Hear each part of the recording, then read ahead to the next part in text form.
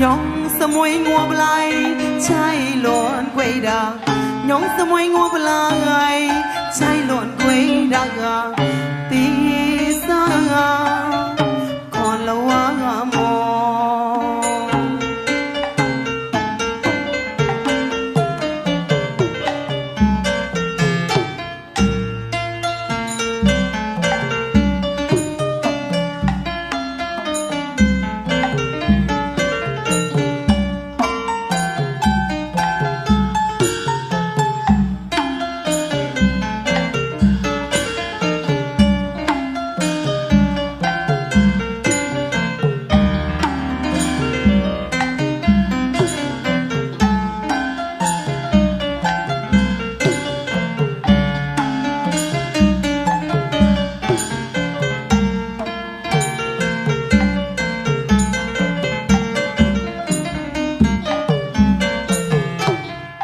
toài bên nghe cái lô khô toài bên nghe cái lô khô nó mô cô cha gầy luôn đằng nó mô cô cha gầy luôn đằng tí xa còn lâu mò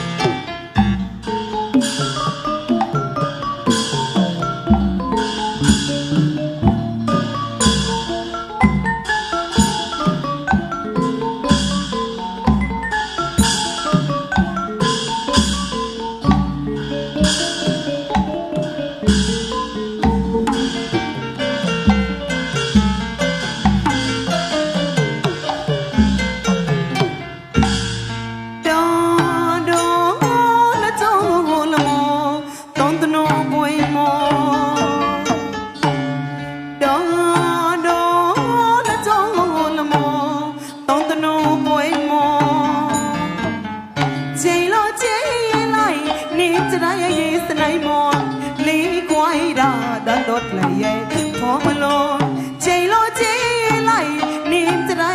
สไนมอนลีกวายđã đốt lại phó mà lo cha băng mọcสรอยและไปไกลโลดาchaบีไม่รอและไปไกล